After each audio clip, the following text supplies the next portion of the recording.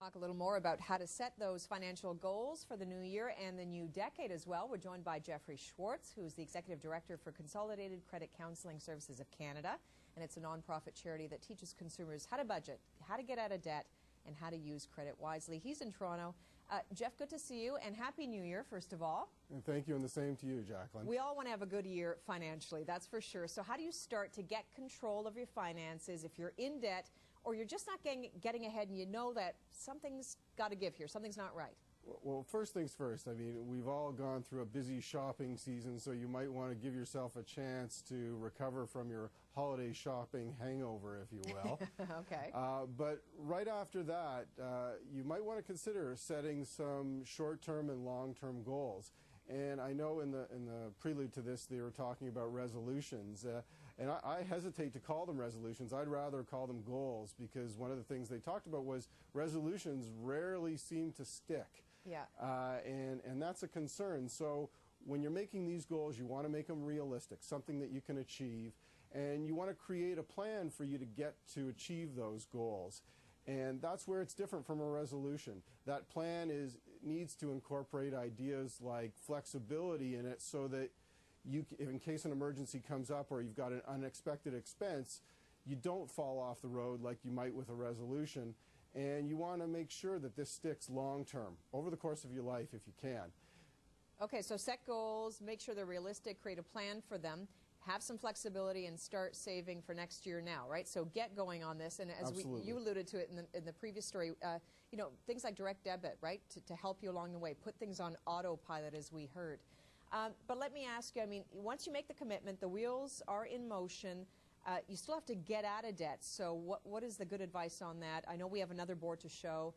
So let me just highlight some of the things here, and then you can speak to them. You're Sure. saying pay off high interest debt, live within your means, save for vacation, save for retirement, do a budget, don't use cash, right? Stop using the charge card, and track this all. So speak to this. Why is this the key?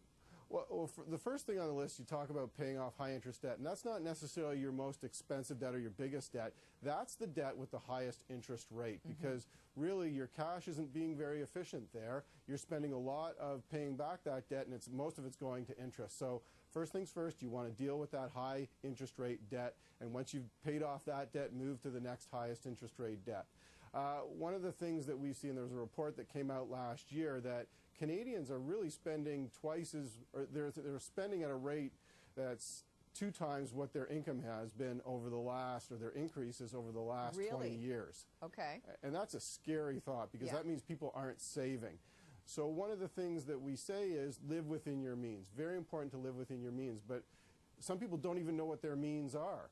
So first thing you might want to consider doing is a budget. Make it an easy budget, and really it's just to establish where you are, where your money's coming from, and where it's going. Okay, on that point, I just want to ask you, so what are the boundaries? I mean, generally, how much should you be spending, how much should you be saving? What's a ratio, good ratio to deal with?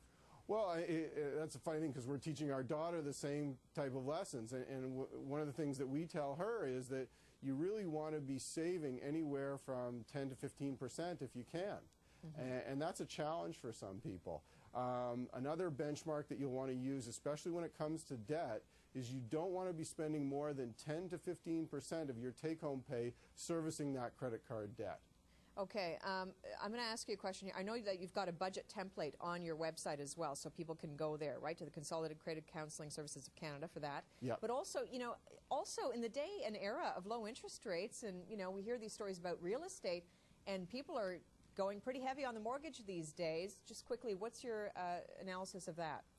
Well, that's a concern. I mean, mortgage debt is typically a lot less expensive than credit card debt. Right. That's important to realize. So if you've got credit card debt, pay off the credit card debt before you deal with the mortgage debt. Yeah, and that'll help you with the mortgage concern. too, right? That'll Pardon help me? you. That'll help you with the mortgage too, right? In terms of the arrangement that you can get for a loan and whatnot. Yeah, absolutely. I mean, you want to make sure that your credit report looks as good as it can so that you can take advantage of lower interest rates.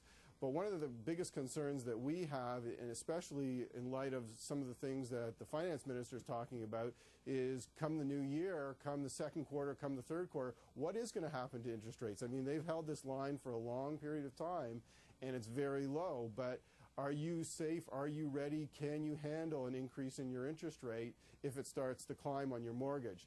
So one of the biggest concerns that we have is that all of a sudden, if that interest rate does start to rise, people are going to become in some serious trouble in terms of their shelter, in terms of their mortgage. So don't bite off more than you can chew. Okay, so credit cards, deal with that debt. Pick the one with the lowest rate. Consolidate too, something many people would say as well. Would you say so? You can, but there's a concern there too. You have to be a really good money manager if you're going to take on more debt to retire other debt. And that's a concern. We don't want you to all of a sudden consolidate your debt onto a lower interest rate credit card or line of credit, and then all of a sudden you feel like you can freely spend on that credit card you just paid off. Okay, what about saving? I mean, that's the reality, right? Most of us have to plan for the future. How do you do it?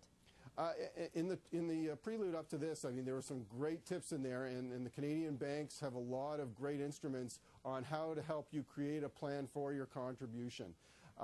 First things first, I mean, one of the things that we talk about is it's never too early or too late to start saving.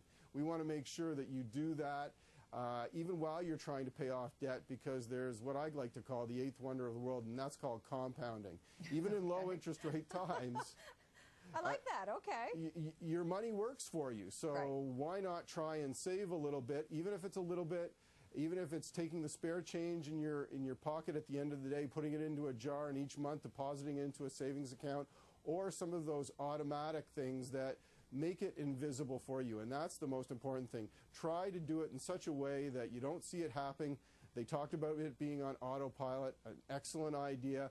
Try and make it go away and into a savings account that you typically can't have access to on a frequent basis. Or in a nutshell, I mean, spend visibly, right? You're saying use cash, maybe save in a way that's visible as well, right? Where you see that money accumulating, as you're saying, so you can see it grow, and you know, and you're quite conscious of what you're spending. You know, I'm gonna ask your permission to use that, because that is absolutely perfect. Is save invisibly and spend visibly with the budget. That's perfect. Okay, Jeff Schwartz, Executive Director of the Consolidated Credit Counseling Service of Canada, joining us. Thanks so much. Happy New Year and great advice. Appreciate it. Same to you. Happy New Year.